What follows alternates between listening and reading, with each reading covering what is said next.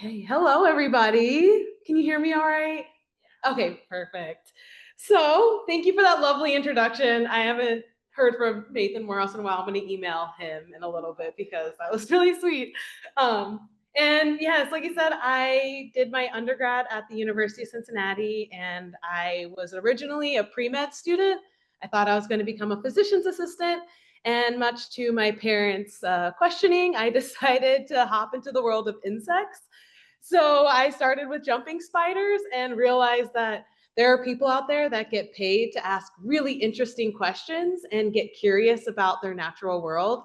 And they can spend a whole career and lifetime learning about our world and influencing other people to become more curious and empathetic for our natural ecosystem. So thank you to Dr. Nathan Morehouse in Cincinnati, but thank you even more to Cornell for giving me the opportunity to be able to ask really fun and exciting questions and go to really fun places to study ants, of all things. But yeah, so my name is Sylvana Ross. I am a fourth year PhD candidate. That sounds weird. At Cornell in Dr. Corey Moreau's lab in the entomology department. And I will be talking to you about how nature is influenced by our decisions and our histories, especially within a city. So throughout its history, Earth has been shaped by these incredible ecosystems that are interconnected with the diversity of all the organisms that inhabit them. And as I grew up, and many of us grew up, when we learn about adaptation and evolution, we think about these ecosystems that are oceans away. We think about zebras on the savannah and wolves in the tundra. But what about this as an ecosystem? Do we ever think about the wildlife adapting and evolving among our streets, behind our grocery stores, or in our dumpsters? Yet the impact that the environment has on wildlife within this habitat is true as ones across the ocean, that the environment puts pressures on wildlife and they have to adapt to their ecosystem and to their surroundings. And so if we were to zoom in on this ecosystem, we find that this city has a patchwork of different types of habitats. And so both of these pictures I took in Baltimore, and in fact, they're about a 20-minute drive from each other. And if we were to characterize this urban environment, we'd have to look at these different places separately. They have different environmental pressures, they have different wildlife interactions, they even have different climates that all impact the wildlife that live there. And just as drought shapes desert animals or flooding shapes river organisms, concrete and traffic also shape city dwellers. And these animals and wildlife within the city still have to abide by the laws of nature. They still need to eat and find a mate. They need to find safe shelter and defend themselves against predators and diseases. And just like how animals might have to navigate the desert, these animals have to navigate traffic and dumpsters and invasive species and the food that we produce and dump. And so the urban environment is one of concrete and artificial materials, but they're artifacts that the earth has never seen before. The dinosaurs didn't have to roam among smokestacks and have to navigate rush hour, but these animals, and especially insects, are now navigating an entirely new ecosystem, an entirely new habitat under the same laws of nature that their ancestors have. And so the ecosystems that are built with these artificial materials are still proving that the laws of nature apply to wildlife. And we can see this in some examples, and one such is that scientists have found that urban anoles across the island of Puerto Rico have relatively longer limbs, larger toe pads, and more subdigital lamellae, which are basically little sticky toe pads on their feet, compared to their nearby forest counterparts. And based on some performance tests, scientists have a general understanding that these morphological features probably help with sprinting across the open urban habitat and perching on broader surfaces without as much tree cover from predators. And so Looking at this shift in morphology, scientists then pitted forest anoles with urban anoles and put them on racetracks to see who could run faster. And in fact, urban anoles were faster than the forest anoles on every type of surface, including tree bark, brick, painted walls, and even metal. And so we can see that these urban ecosystems are creating morphologies in urban wildlife so that they can better survive in these very new habitats. And not only can it affect morphology, but our cities are starting to affect genomes. And in one study, this native species of field mouse has been marooned onto different parks within New York City. And so this map here is a map of New York City. All the little green spaces are parks that we've created, while all of the gray is all of the impervious surface we've also laid down.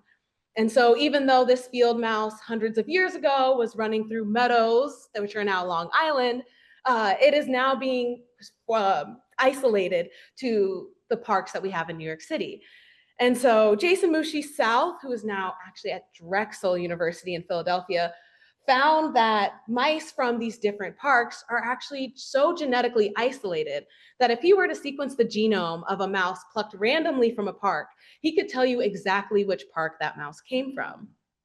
Because these mice can't run through underbrushes, they can't take the subway, and they can't call a taxi. They need the trees and shrubbery to hide themselves from predators and to find mates and look for food. But not only are they so genetically isolated, but their genes that used to influence them for these habitats are different as well. Some mice from parks will feed on acorns and seeds in their natural diet, but ones with more highly trafficked parks, such as those from Central Park, are more exposed to our foods that we eat and discard, our fatty hamburgers and the chips we might drop in the park. And Jason Mushi South and his team also found that these mice in these parks in New York City also highly express a gene that deals with fatty acids, and so that they're able to break down fatty foods better than their forest or natural counterparts. And just like mice in city parks are limited to where they live and what food they have available to them, people also experience those similar boundaries. Who lives where, what resources that they have available to them, what opportunities such as access to jobs and education and financial resources and health access is all dependent upon where you live. But unlike deserts and rivers that were built by climate, and our cities were shaped by the power of prejudice. And so one of the clearest examples of our cities being shaped by prejudice is within the US using residential segregation. And residential segregation has been a foundational practice within the US that shapes the design of our cities. It is a practice that utilizes housing and infrastructure policies to divide where people live and the resources available to them based on their social demographics, such as their ethnicity or race. And this segregation can lead to unequal access to resources such as quality schools and healthcare, transportation, employment opportunities, and green space. And so over time, this reinforces social and economic disparities, concentrating the disadvantaged in certain areas while protecting privileged and their resources in others.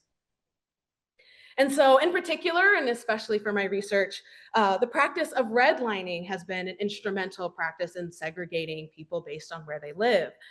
And in the 1930s, the federal organization, the Homeowners Loan Corporation, was created in order to help the US get a little help after the Great Depression and to restabilize the housing market.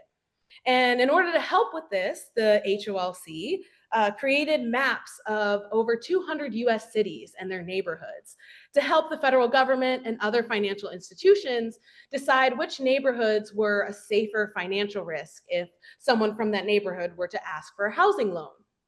And so they graded these neighborhoods, being the best, most financially safe neighborhoods, as A, and they color coded them green, all the way down to neighborhoods that were color coded red and considered hazardous or too much of a risk for financial investment. Now, these maps weren't created on financial loan repayment data. They were actually created majorly based on the neighborhood's ethnic and racial makeup. And so we can see within these maps that neighborhoods with higher populations of Black residents, immigrants, and low income families were often given a D or C grade, regardless of the actual condition of their homes or education status of that community. Um, and they were even described as having Negro or foreign born concentrations in these neighborhoods. And so financial institutions then use these maps to deny loans, insurances, or other financial services to these neighborhoods. And this systematically disinvested money into these communities. And this financial disinvestment not only led to disinvestments in health and education and employment and childcare opportunities, but also disinvestment into the environment. And we can see a correlation between that disinvestment almost 100 years ago and the current environmental conditions we see in those neighborhoods today.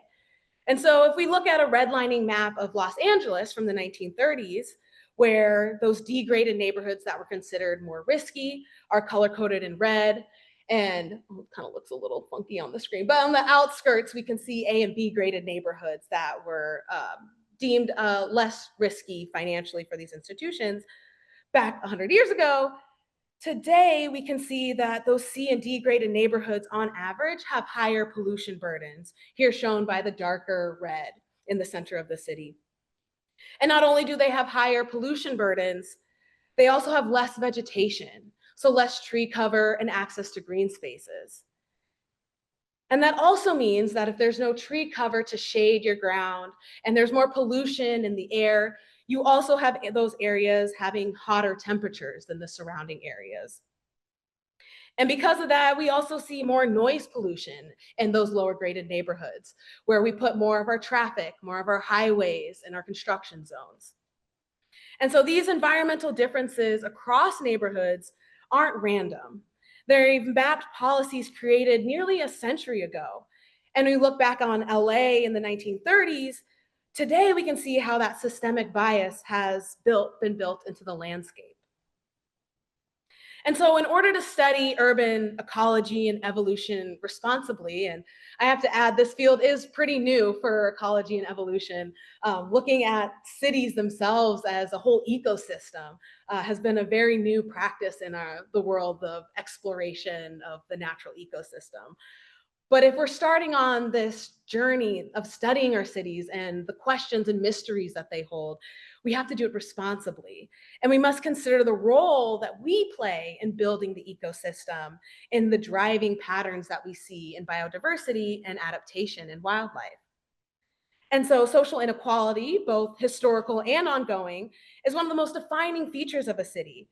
Where we put our resources and how we police the laws in our communities, where businesses are allowed to operate and where public transportation is allowed to go, all define characteristics of a city. And we can use this structural racism and classes features to then describe abiotic and biotic landscape features found across the city. We can see how those influences impact the heat in the city, where the heat is concentrated, where our green space is, and where our resources are distributed, as well as how diseases navigate through our city. Because when we give some neighborhoods the resources to plant blocks of trees, to have shade, we rewrite zoning laws in other neighborhoods to allow industrial waste near homes and lack transportation to better employment opportunities.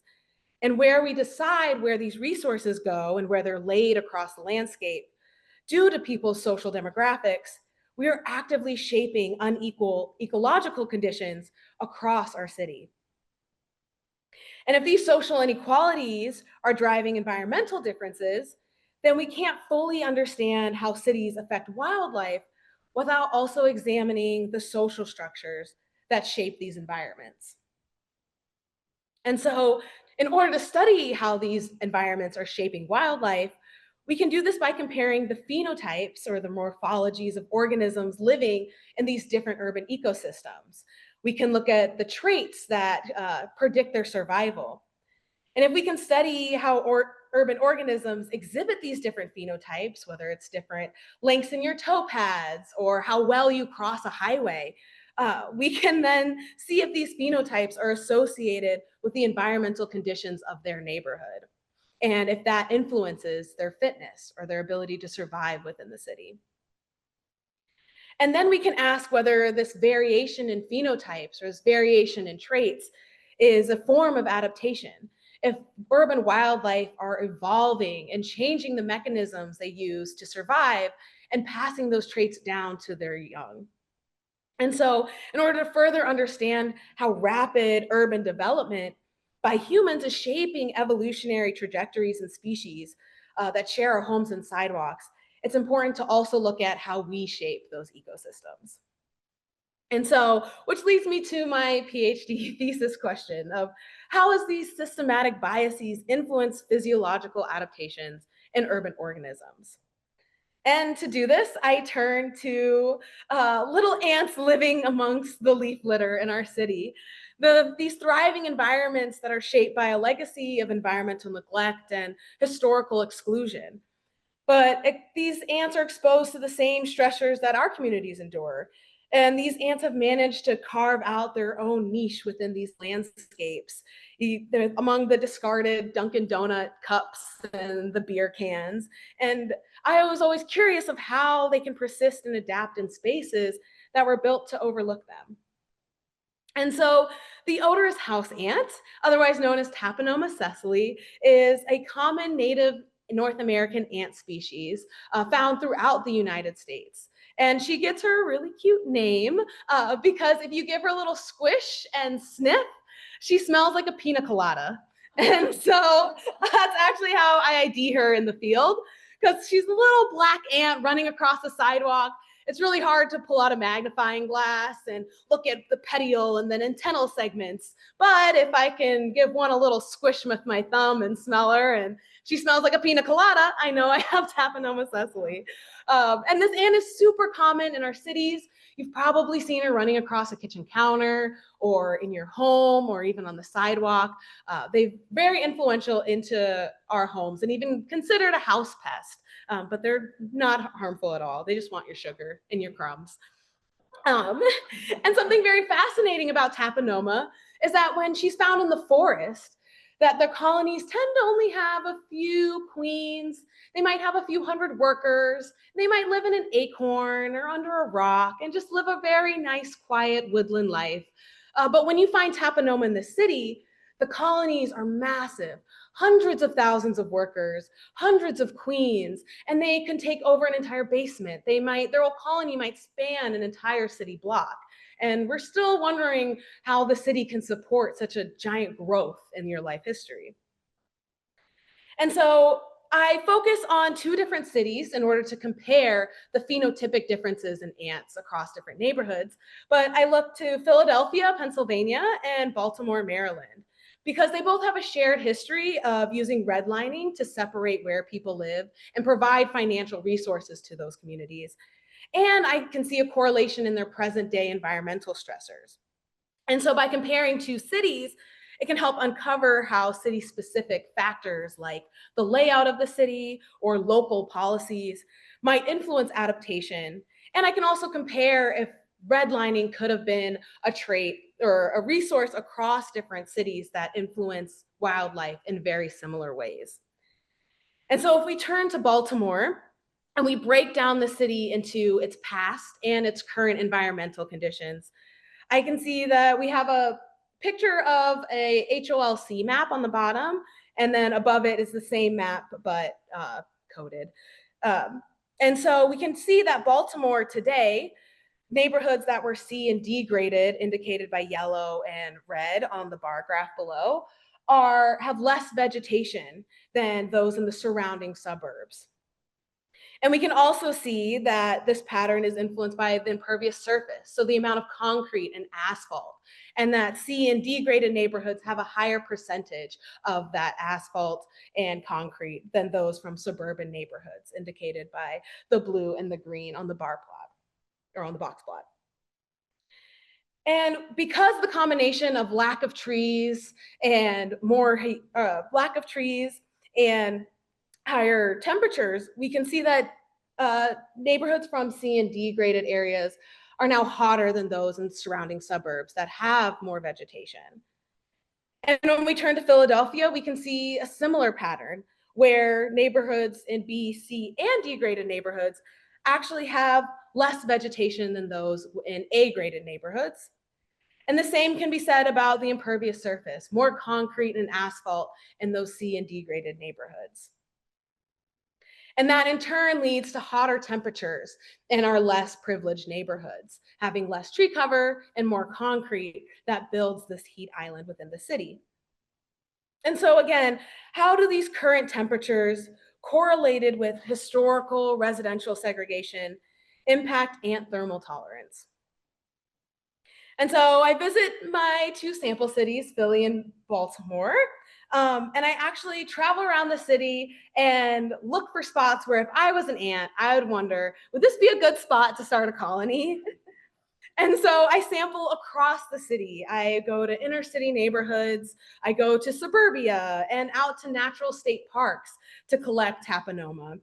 And it's amazing to witness such a diversity of ecosystems all within one city. I can be at the pictures on the far left and rummage through trash and litter to find my aunt. And then later that afternoon, I can spend the day at a state park next to a little pond, turning over rocks and leaves to try and find the same species, but living in two wildly different habitats, seemingly pretty close together.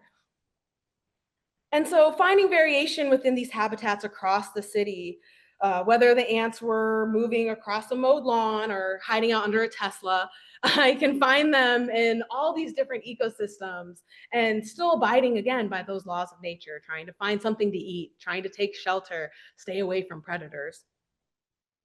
And so in order to collect Taponoma, I had to kind of play upon her nickname, the sugar ant, and leave a little sugar trap. And so after a lot of trial and error with Kool-Aid and Jolly Ranchers and trying to make a very sugary treat, turns out sugar water is even more appealing than a Jolly Rancher to ants.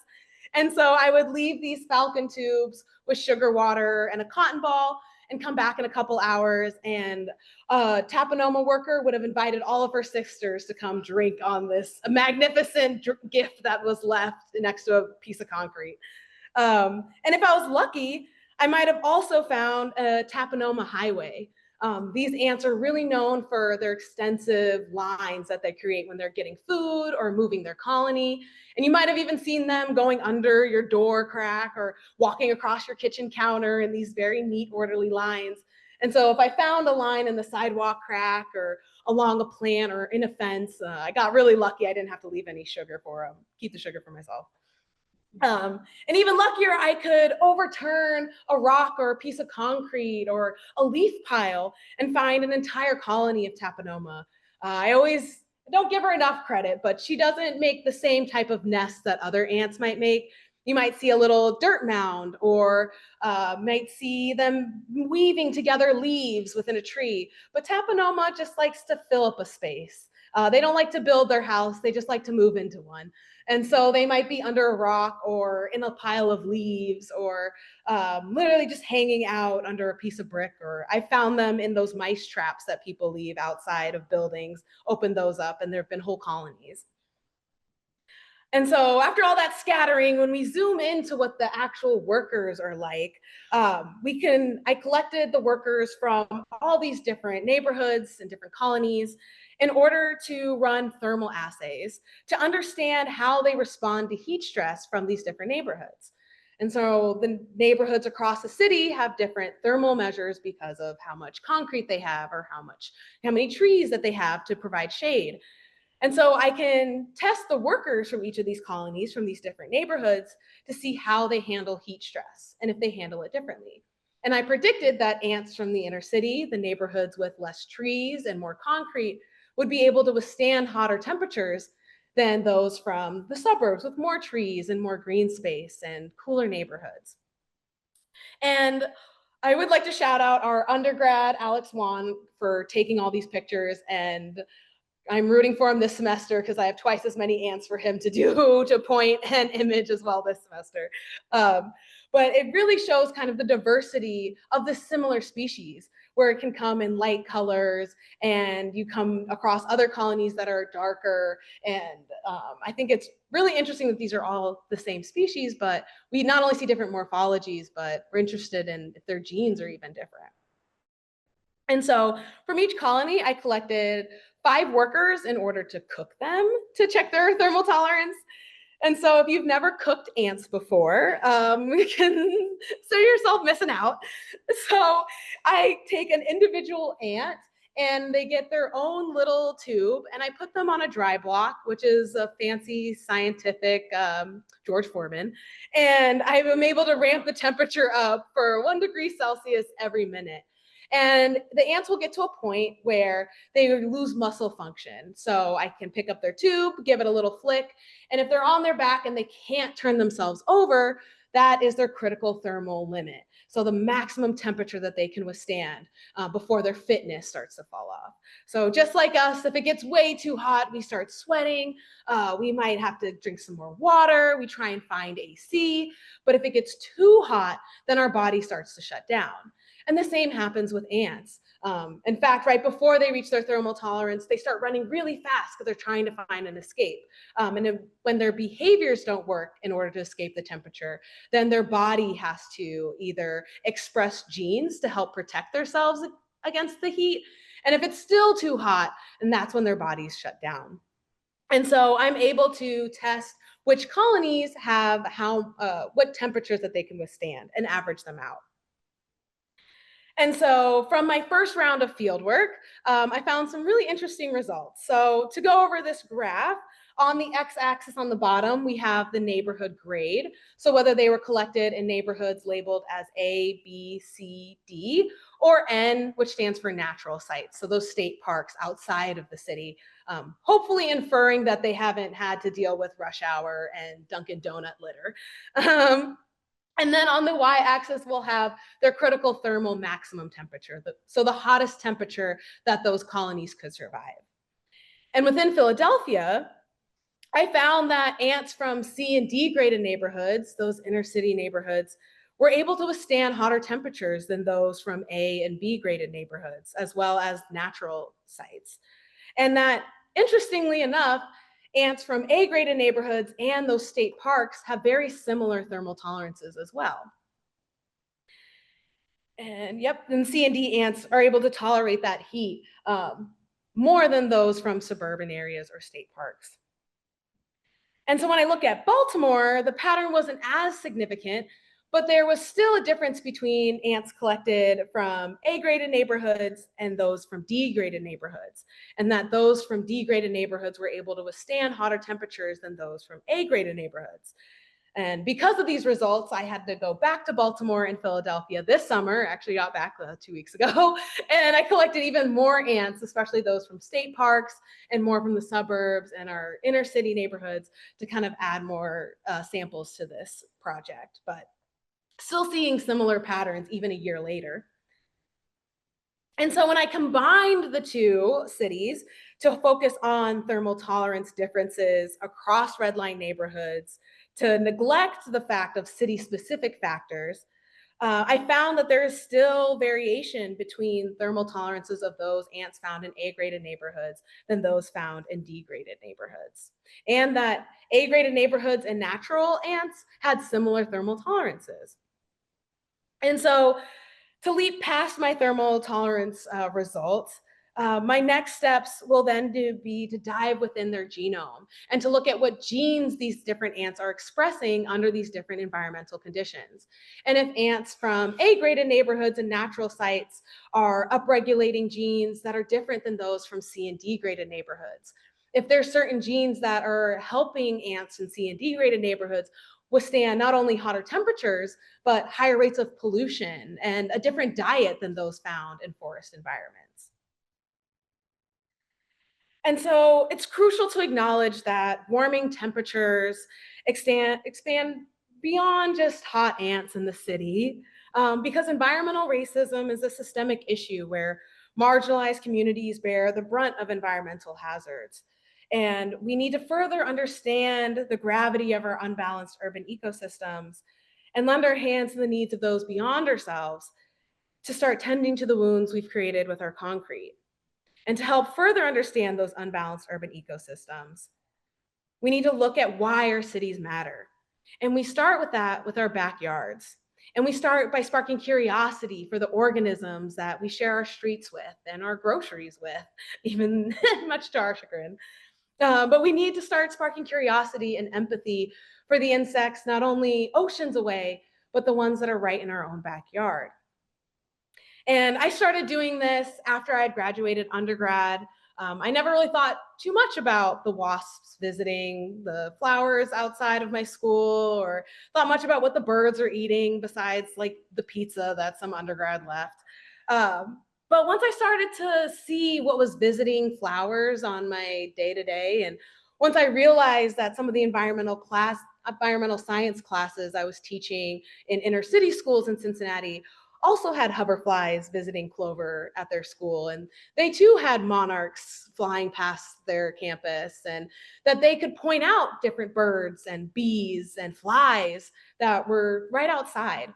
And I realized, well, hey, if we can find a hoverfly pollinating a flower, we don't have to go to a nature center or to the zoo to be able to see different ecological interactions. In fact, we just have to go outside, and it's happening. And so if you don't have a backyard to investigate, well, we've got sidewalk cracks and we've got grocery stores, we have parking lots. We can see dragonflies flying over our parking lots, mistaking our cars for water, but you can take a closer look at how they're able to use their wings in order to zigzag between cars and be able to fly and hover and crazy feats of flight that other organisms don't have the ability to, but something you can see in the Tops parking lot. And it all starts by noticing nature around you. And it starts by what you can see the same behaviors and mechanisms that you see animals on planet Earth do right outside. And so from this, I joined up with two amazing, powerful women, Dr. Jenny O'Donnell and Carrie Driehaus in Cincinnati, to start the Queen City Pollinator Project. And of course, we started in February 2020 with the idea that, oh, we're going to introduce new beekeepers to honeybees and get them motivated to provide pollinator gardens in their backyards for these honeybees and for native bees. And of course, when we started in April and we had our bee suits on and had a dozen people standing 6 feet apart in white bee suits going over how to introduce a honeybee hive, we got a few weird looks and calls from the neighbors. But we started to realize that while everyone was inside and itching for a way to connect, we still had outside. We still had the bees visiting flowers. There were still butterflies trying to find nectar, birds who still had to feed their young. And even if we could only use this from the confines of our couch or from our window or our backyards, that it was important to have the message to get it to people that, you know, we can find empathy and curiosity still by just walking outside. And so our main mission was to protect pollinators, and especially our native pollinators that are extremely important for our pollinated services, for the native flowers that we see. We love to think of honeybees when we think of pollinators, and they are extremely important for the food that we eat. But I like to compare honeybees to chickens. If there is a bird apocalypse, we wouldn't turn to chickens and save the chickens, right? We would turn to the birds that are feeding on our native wildlife, the ones that are making nests in our backyards, the ones that are impacted by our day-to-day decisions. And just like other birds are, so are our native pollinators.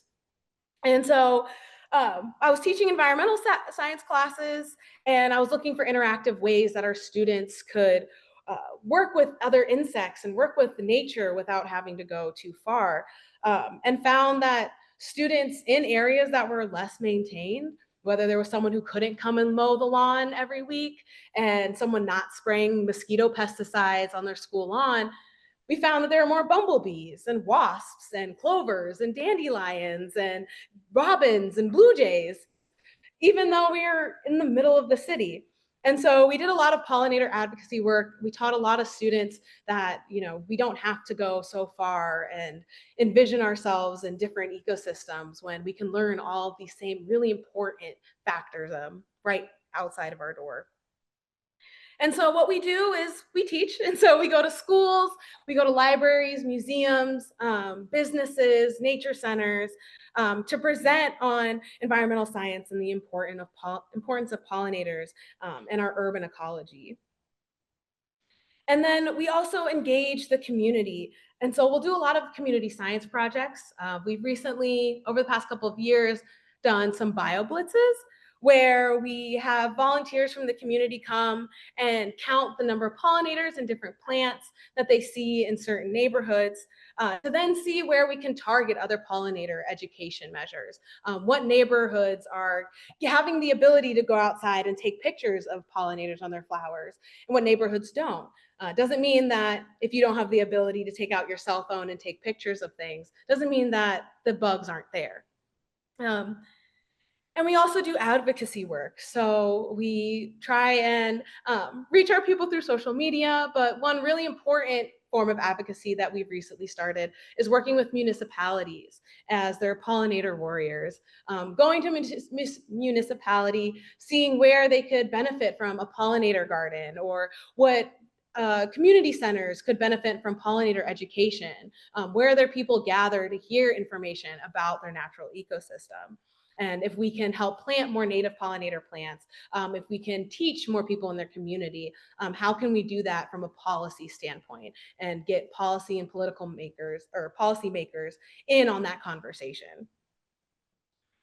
And then we also mentor. I like to say I'm a successful mentee of Queen City Pollinator Project as well, because they really got me empathetic for the organisms outside of our door, and really encouraged me to go on to get my PhD in entomology, of all things. And we recently just had a mentee start her undergraduate work at Ohio State in entomology. And I just saw her when I went back, and she had beetle wing earrings and this like amazing bug shirt, and just to like see how influential getting people involved in beekeeping and understanding our community science, and then taking that off into higher education.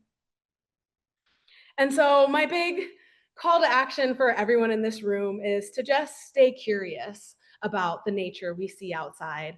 We don't have to visit the tundra or the Amazon in order to understand how amazing and magnificent and adaptable wildlife is.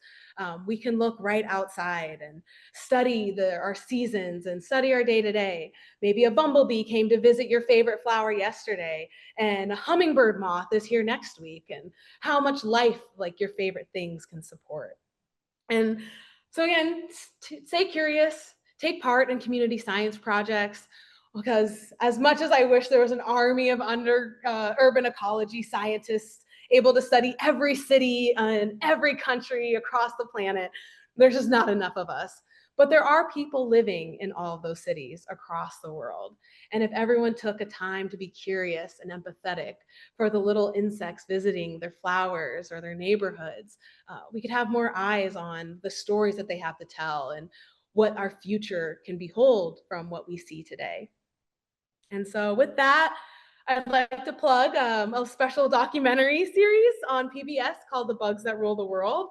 And so if you really love insects and just how important they are to our planet, I urge you to check out this documentary streaming on PBS and Amazon Prime. They visit scientists and people in the community who share stories with insects from around the world in this docuseries. And it's really interesting, and they cover some of my work that I did in Baltimore. So you get to see me in action. And with that, are there any questions I can answer?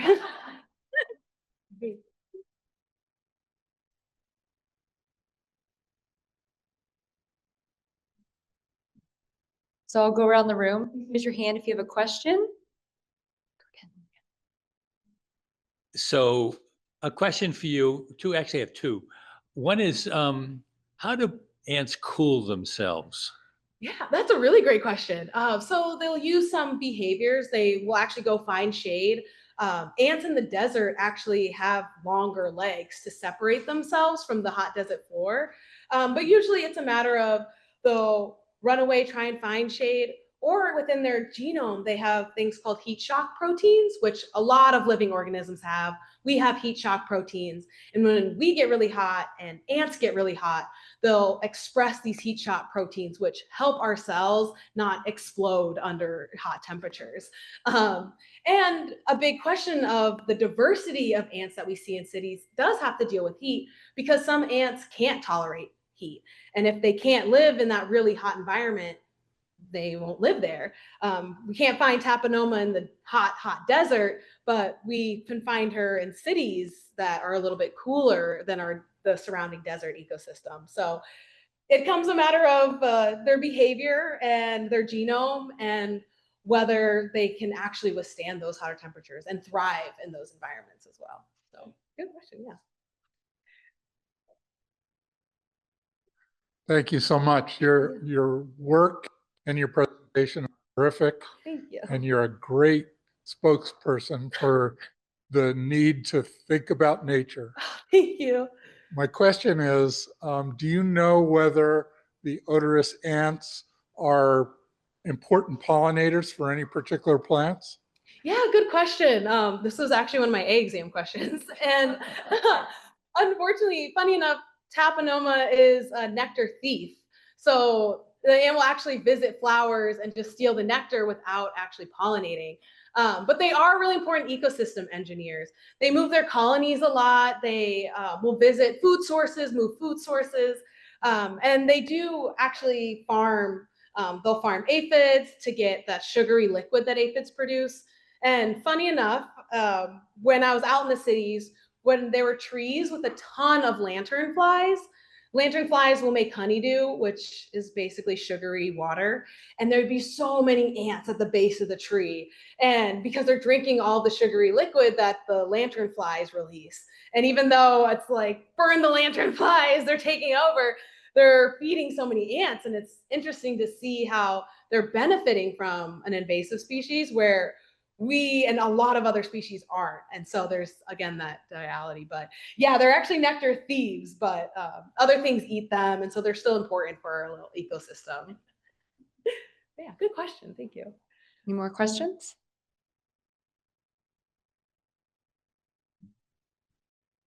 Have you done any work in Ithaca? Yeah, so I actually started in Ithaca a bit. I've used Ithaca as a practice ground, just like how to collect ants, where to find them. I think it'd be really interesting, and I've pitched it to my advisor in order to have an undergraduate project in Ithaca, and see how like Ithaca might be transformative, because Ithaca still has a rich history, and it's very interesting to look at it as, you know, a college town, but also an area where there are pockets of Ithaca that are different. You look at Cornell's campus and it's very manicured and very taken care of and very like particular about where buildings are and what features are there. And then you can go off campus and go to Buttermilk Falls and you have the forested area, cool, quiet. And so I think it'd be really cool to compare Ithaca to cities like Binghamton or Syracuse. We do a lot of work in Syracuse. We actually have an undergraduate project doing resource limitation. So we actually set out food baits and 6 different types of food. So we do sugar water, olive oil, salt water, an amino acid, sugar water, and we place them in different neighborhoods. And we've been focusing on neighborhoods that are food deserts, so those where people don't really have access to grocery stores, and we think that their diets and trash might look different than neighborhoods that have more access to food. And so we'll leave bait into those different neighborhoods and compare what ants are visiting those baits, how many ants are visiting those baits, and which food resources they're visiting. Under the assumption that if you're in an area that doesn't have a lot of water, when someone leaves you water and olive oil, you're going to really want some water because you're very thirsty. Versus if you're in a neighborhood that has a lot of water but not a lot of fatty acids available, you're going to want that olive oil because that's the first time you've seen some fatty acids. So we're under that impression. So we've been doing that work in Syracuse and kind of practicing in Ithaca, but I think every city has its own story, and all of the wildlife within that city can tell that story.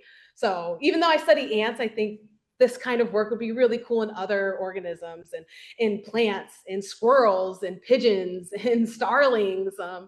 Even in Cincinnati, there is a lizard that was actually brought from the Mediterranean, and it's adapting to Cincinnati's city and urban life, even though it was found in the Mediterranean. But our lack of predators and not as many stray cats to come kill it, and our brick walls and brick buildings are great habitat that are like the rocky areas that it would be in the Mediterranean. So being able to study every city's own ecosystem and the story that it plays on those wildlife, it's very unique, I think, to each city. So Ithaca would be great. That'd be so fun. Save me some gas. Any more questions?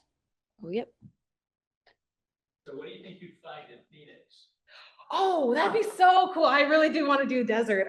Funny enough, so cities within deserts tend to have a lot more water and are cooler than the surrounding desert habitat, versus cities like on the East Coast tend to be a lot drier and hotter than their surrounding forest natural ecosystem.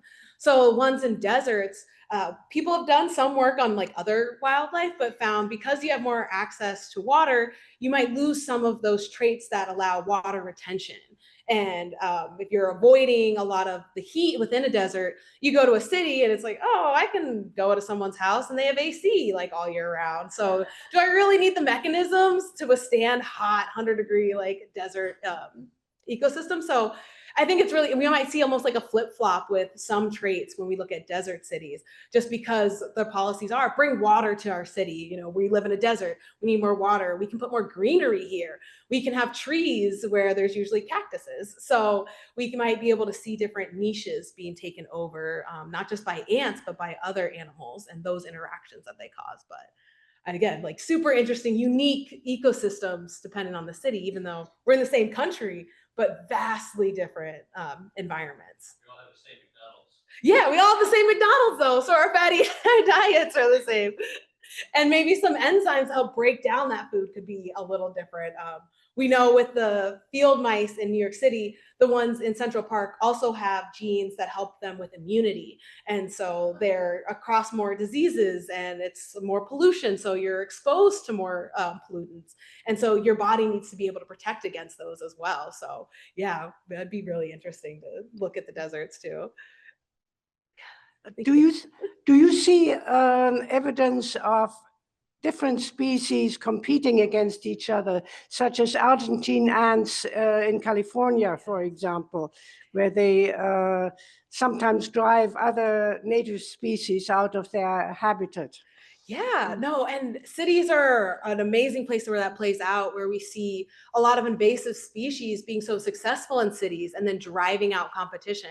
And one of the theories of why this ant does so well in cities is because their competition has been driven out of a city. And so there's a bunch of food resources in the city. You'd think there'd be enough to go around, but ants like the Argentine ant, which are really aggressive over their territory and their resources, are pushing other native species out. And so, yeah, I think when we were leaving those baits for the resource project in Syracuse, we're noticing that some of the bigger, more aggressive ants might come in a little later than the smaller ants, but they kind of push them out. And so there's even a timing cycle as to what ants show up at food resources. Tapenoma is a pretty good scavenger. She's not aggressive. She won't fight anyone back. She doesn't have a stinger. They bite sometimes, but they mostly release that pina colada pheromone and run away. And so because they're not as aggressive, they're not going to take over a bait last and push everybody out. They want to find that resource first, call as many sisters as they can, grab it and go.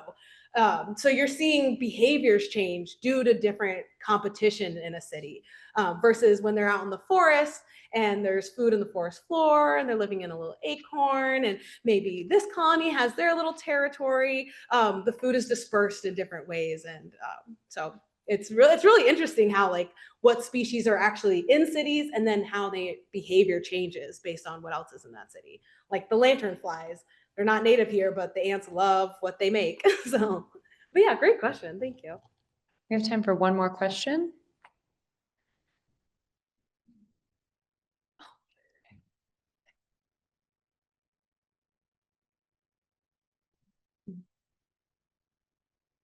Is there any way to tell whether campus ants are more intelligent than their cousins?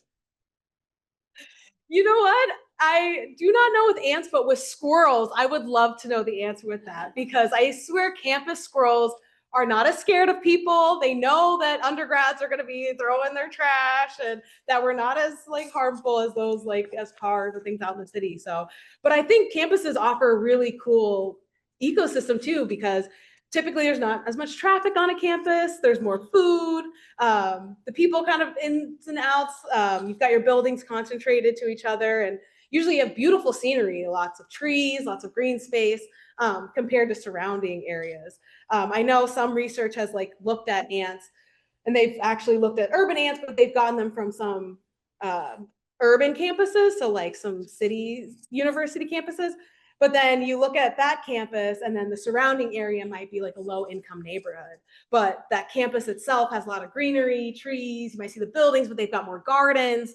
But then you step outside of that university, and now you've got more concrete, more litter, and maybe even more traffic and pollutants. And so they kind of almost provide this like micro habitat within a city too. So I think they're very interesting, and I bet they are smarter. And I think the squirrels are a little smarter. But we do have research of birds from urban areas being smarter than those from forest areas because they have to do more problem solving within the city. If you want to figure out how to get that hamburger someone just threw away in that trash, you got to understand, oh, that trash can opens this way and that trash can opens a different way.